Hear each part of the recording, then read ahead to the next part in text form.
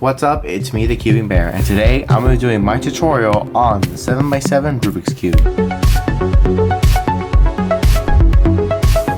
So for this tutorial, I'm going to be using my Wuji 7x7. You guys have seen me unbox this cube before. Really great puzzle, I recommend it, and we're going to go ahead and start with the tutorial. So our first thing that I want to say is that obviously, I've said it in so many tutorials and I'm going to say it again. I recommend that you please learn how to solve a 3x3, 4x4, and a 5x5. If you guys would like to learn how to do that, I have links to all of those tutorials in the description below. So please go ahead and take a look at that before going on to solving the 7x7 Rubik's Cube, as you want to go ahead and learn how to solve that. So now what I'm going to do is I'm going to scramble our 7x7 and get down to the gist of everything we're going to do. Alright, we have the cube scrambled now, so now let's go ahead and get started. So the first thing we want to do is go ahead and build our entire white center, and obviously because this is an odd layer puzzle, we know that this centerpiece right here is going to determine what color each side is going to be. So this center is going to be a white center, this is going to be a red center, this is going to be a yellow one, and this is going to be a green one. Obviously that's green. And this is blue. So let's go ahead and get started. So the first thing we want to do is we want to go ahead and get this piece and these pieces into where they're supposed to go. So we're going to be making a 1x5 block right here, since that will help us to make other 1x5 blocks to complete the entire cycle. So we're going to go ahead and look around the puzzle. Okay, so I know this is the piece that I need, because if I move it down here, it is going to create what I call the same piece, and you're going to be wanting to fill up this entire row of these pieces. So you're going to want to go ahead and look around again. Okay, so I know this one's going to work when you put it down there, because they match up. And you can experiment with anything. If it moves down, it doesn't work, then you can try a different piece. You keep trying them until you make it here. So this is the last piece, so I need to look around and look for that piece. I can try this one. Let's see. Well, that's not going to work, so I look around for another piece. And this one might work, so let's test it out. So it's a lot of trial and error in the beginning, but you know, luckily you'll get it down eventually. So we have completed essentially our first row right here, and that's essentially what we wanted. So we're gonna go ahead and go to the next part of the lesson, which is going to be us looking for another 1x5 row. And you're gonna want to go ahead and attach it. So once you have your 1x5 row, like this one right here, you're gonna want to go ahead and attach it to your already paired white side right here. And to do that, you can see I just put it in right there. And so you keep doing that until you fill up all the layers. So once you go ahead and finish the white center, you're gonna want to go ahead and go to the yellow center. So we're gonna go ahead and go to the yellow center right now. Alright, so once we have our white side solved, so we have our white side solved, and obviously you're going to have it like this. So now we're going to go ahead and go to the yellow side. Now, obviously, as I said before in my 6x6 tutorial, this is going to get a little bit tricky, because now we have to worry about not messing up our white side. So when we go to the yellow side, we want to make sure that everything we're doing is going to end up helping us to achieve getting that same bar, but without destroying the work we've already done down here. And so now, every time you add in an edge piece like this one, you're gonna do a U2 and move it down. That way, you're able to allow this to stay, and this needs to be essentially where it needs to be, and it has to be there. So we're gonna go ahead and continue along. Okay, so let's see, I could test this one out. Nope. Let's see, what if I test this one out? Yeah, it works. So you can see my work's not being finished, and you're probably wondering why I'm going so fast. It's because essentially I've done a tutorial for every layered puzzle so far, including 1x1. That one was super hard, but I've done one for every single one. And essentially, if you already know how to solve a 6x6 and a 5x5, you really don't need to do anything to solve. You don't really have to learn anything new to solve the higher level puzzles, because once you do those, it's the same method. It's the reduction method. You do your little centers, and then you do the edge pairing and everything. But of course, I'm making this tutorial just in case you get a little bit confuzzled and you don't know what to do. This is what the tutorial is for. Help you out with that. So yeah, subscribe, because I'm doing this for you guys. Okay, so I have another piece right there, and to go ahead and put in a piece like this that you want to go ahead and put it to here, you're going to want to go ahead and put it in, But now you can see we've taken this out, so you're gonna go to a space that is open, like this space right here, to move it back down, and that's gonna allow you to move it back, and this stays on this side. So let's go ahead and get another one. And same thing goes if you have an edge but you don't have the inside yet, you can go ahead and attach it to here and do a U2, so you can have a space that's free to move this space back to where it originally needs to go, and our work has not been compromised yet, so that's great. Our work is not being affected in any sort of way. So let's go ahead and finish the yellow side. Okay, so let's say that you have another one that's like it, but this piece is already here, so when we do it in, so when we put it in a free space, it's just gonna make this piece come back out. So what you're gonna do is you wanna collide it with already a space that you've already used. That way when you put it back in, you could see that you put this back in and you put this back in as well, and that essentially solves what you're trying to do. So let's keep going.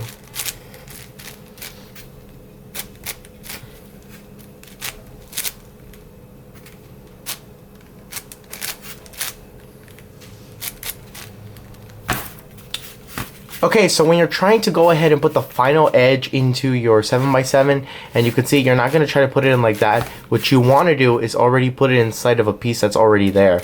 That way when you do a U2 and have to put another piece in, it solves that piece, and our work at the bottom hasn't been straight. So now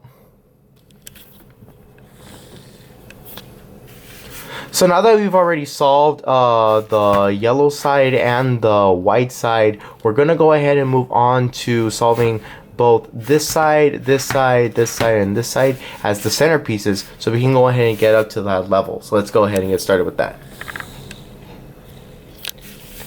Alright, starting off with this, we're going to go ahead and solve for our red, and then we're going to be essentially doing the same thing. This time you want to make sure that your white is on the left side pointing that way, and your yellow side pointing that way. So you're always going to want to keep it like this. You never want to move these pieces right here. You're always going to want to stick right here. And we're essentially making another 1x5 bar like this. So once you create a 1x5 bar like that, you're going to want to go ahead and put it like this. That way you can move around other pieces without damaging your step, and you're going to continue solving for the red side.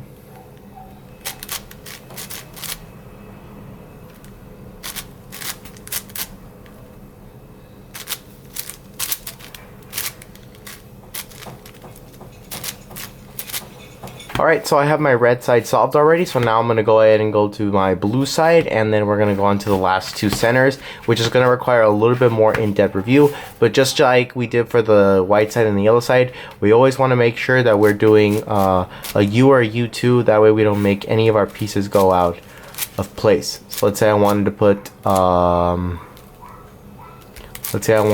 this edge like that. I would have to move this out of the way, that way I can make this piece come back up. So you always want to make a free space available to you, so that every time you try to move a space, it sort of creates a space for you to actually have it there. So that's what you want to have.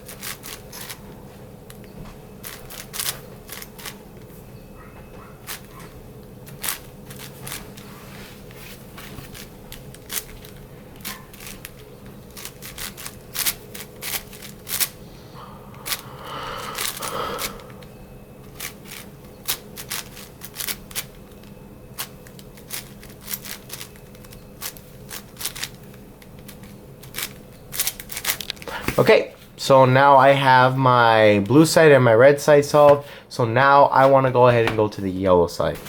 So a lot of the time when you're trying to solve a puzzle like this, you want to go ahead and make sure that you have, once again, you have your white side on the left and your yellow side on the right. So you can go ahead and sort of play around with different pieces in this side. So one thing that you're going to want to have to make sure that you have is you're going to want to make sure that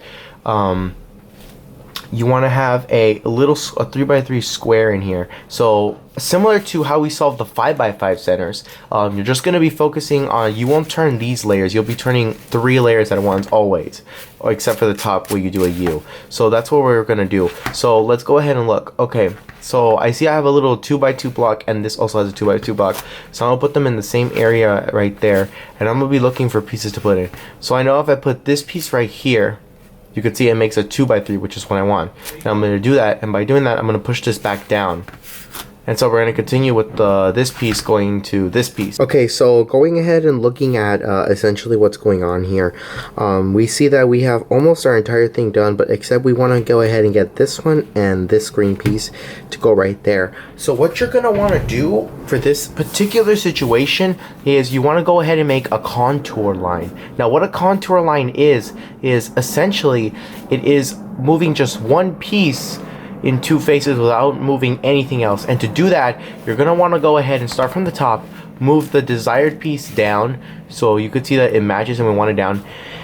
Now depending on whether it stays the same or it doesn't, you're going to want to depend on going either F prime or F, and I will show you how to do that in a second. Then you're going to move that down as well, and then you're going to move the opposite way of you did before by doing an F prime. Since I did an F, I'm doing an F prime, and I'm going to move that back up, and I'm going to do an F, and I'm going to move this back up as well. And what that does is that swap these 2 pieces and did not disrupt anything. Now obviously I've said this before in other tutorials, but it basically depends on which side. If you start on this side, you're going to make an F. If you start on this side, you're going to make an F prime and do it that way. So it depends. And if it's in the middle, then it doesn't really matter which side you choose because it's the middle side. So obviously that works for any situation. Now, next we're going to go ahead and try to make this as orangey as possible. I believe that this is the way it's done, and now you're going to be left with a couple of pieces that you want to go ahead and switch off. For example, this piece and these pieces need to switch, so we're going to do another contour. So since we started this way, we're going to do an F, do the opposite, move it back up. I've shown how to do this in previous tutorials. This is why you should have learned how to do it in the other tutorial, because this makes it much more faster. This one and this one. Since it's in the middle, it doesn't matter which one you do. I just like doing F the most because it's the most convenient for me. Last piece right here, you don't have to use a contour for this. All you have to do is align them together and do an R, U, R prime, U prime, R. And that aligns them together. So now, oh, how interesting. It seems I may have done something wrong. Let me just fix this real quick.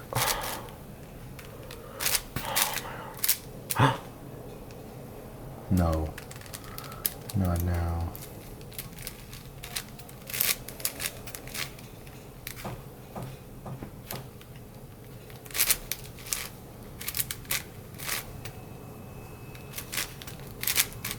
Sorry about that, had to go ahead and turn on the lights. It was getting a little bit dark here, but now we are finished with all 6 of our centers, and now we're gonna go ahead and go on to our edge pairing. Now if you guys remember, I'm gonna give you always starting off with the white, so always start off with your yellow on top, white at bottom, and we're going to basically pair all of these edges together. So I'm going to start off with the blue and white, so I can see that this one's good, this one is not, so I'm going to move it to a place that's not there, and I'm going to do the algorithm that I showed before, which is R, U, R prime, U prime, and that, ooh, I moved that there, so that's good. Pair those 2 together, and this wants to go here, so we do it with the L version, and then I could pair it together like so. And I've already said this before, that it doesn't matter what you do here, as long as you do the algorithm correctly, nothing is going to get messed up. So in the end, everything will be put together in its normal consecutive way, you'll see. So we're going to go ahead and continue edge pairing. Now when you make an edge pair that's white, you want to go ahead and do it obviously on the white side right here, and that will pair them together to look like that.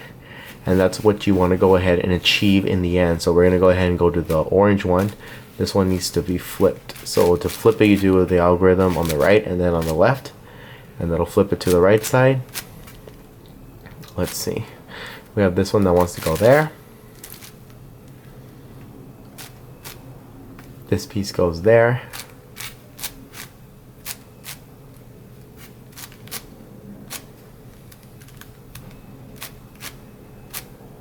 Where's the other piece?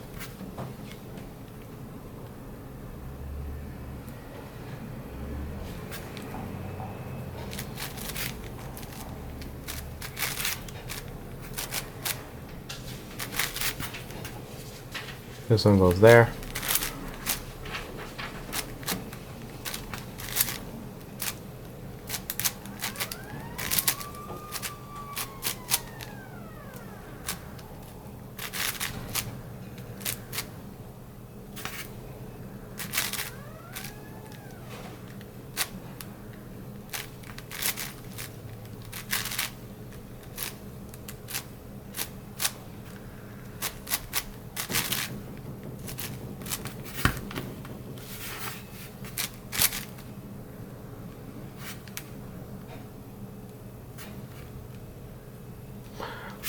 So now I have essentially finished all the white side. So now what I'm going to do is I'm going to go ahead and go to the yellow side. So we're going to go ahead and do that right now.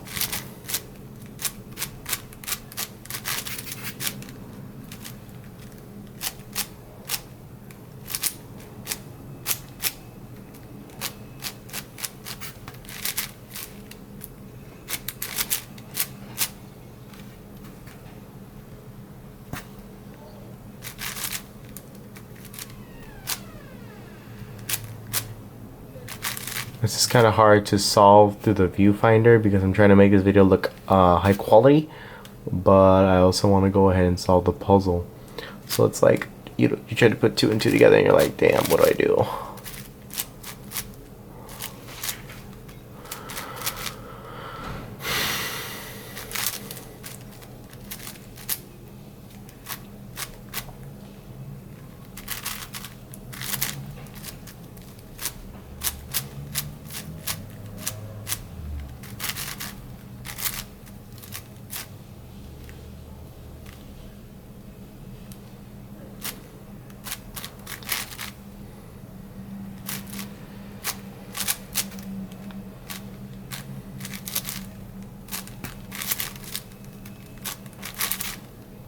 Okay, so now that when you have completed the final part right here and right here, you're gonna want to go ahead and match up all the colors together, and that's pretty simple. You just don't move anything besides these layers until all the colors match, and all of them should match each other. If they do not, you want to go ahead and repeat the entire process again, solve the center that you need to solve for, and then you're going to want to go ahead and do a edge pairing again. Make sure you do the algorithm correctly. If you have any questions, put it down in the comments below, and I will help you out with any questions or concerns that you may have when solving this. So now we're on our final part right here. We have the last 4 edges, and what we're going to try to do is we're going to go first solve this 3 block right here. So we're going to pretend that this is a 5x5, and we're going to go ahead and pretend it's a block. So the first step with solving the 5x5, you guys remember, it was to go ahead and match one 2x2 layer, and that matched another one, and now we have 2 of them that need to be solved. That doesn't work there either. Let's see. Maybe this will work. That works. I don't have anything on top. So first I gotta move a different layer on top. That one will go there. Then I can attach that there. No, I can attach this there. And that will allow me to put that there. It seems, well, we don't have a 2x2 here, so we need to put a 1x2 there. Maybe this red will go here. It's a lot of experimentation. If it works, then you replace the edge with where it needs to go.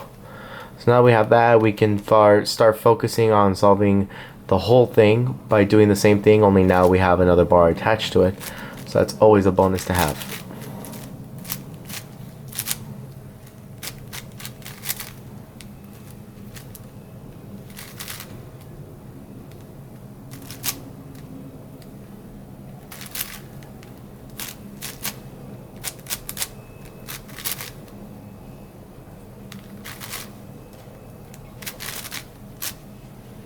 Okay, So we have solved all of them, but there is one thing that obviously always comes out, and that is parity. So I'm gonna go ahead and show you a parity case right now. So essentially a parity case is gonna be when you have this piece right here and this piece right here that need to be swapped, but there is nothing outside of the cube that can help you swap it. So what we're gonna do to solve it is we're gonna hold it like this with the edges facing to the right, and we're gonna go ahead and do this algorithm.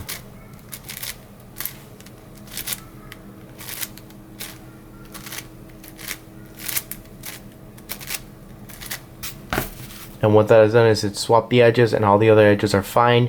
And that's the only thing that you have to worry about when solving an all-layer puzzle, is that edge parity. But other than that, you should be pretty good. And let's go ahead and continue. And that is solving these corners right here, or these other edges. And that's pretty simple.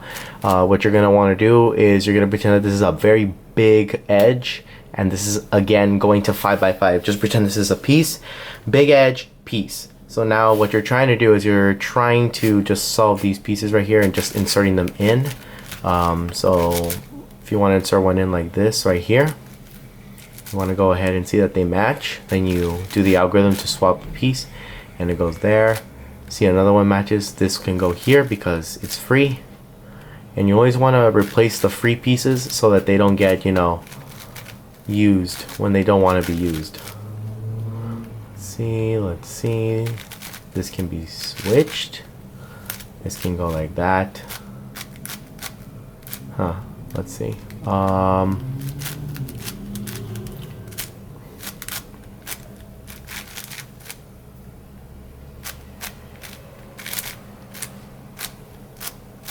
Okay, so as you can see, I've come through another parity. This time I have the parity with this piece and the parity with this piece. So what you're going to go ahead and do is the same algorithm. They're facing to the right like that. And then you're going to do the algorithm. This time without holding this one, you're going to be holding this piece right here.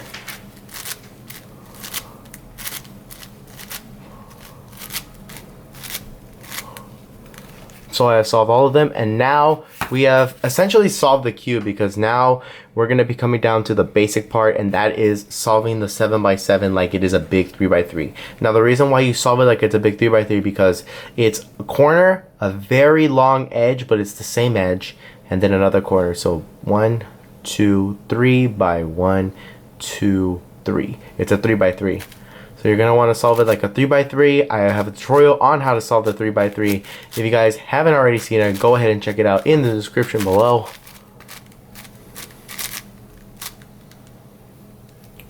This is a more advanced method of solving it. I might post a tutorial on that later, but I'm not a master at doing it. I don't average that quickly, so I don't think I have the right, or I'm qualified enough to be able to show how to solve it in this sort of way. So now we have solved the 7 by 7 Rubik's Cube. Incredible, guys. This puzzle looks incredible when it's solved. It's just a beautiful masterpiece. Just having it solved like this, it's just incredible, and I really like the puzzle like this. So yeah, this is it for the tutorial. If you like the video, go ahead and give it a like, and if you haven't done so, go ahead and subscribe. And if you guys want to see some more tutorials of different puzzles, I will definitely be doing that. Stay tuned for puzzle number 8, and get pretty excited for a special project coming up. I'll be posting a trailer possibly this week or next week of the new series that is going to be starting. No spoilers because the title will be in the trailer. But yeah, hopefully you guys enjoyed this video. Give it a like, and I'll see you on my next video. Peace out, guys.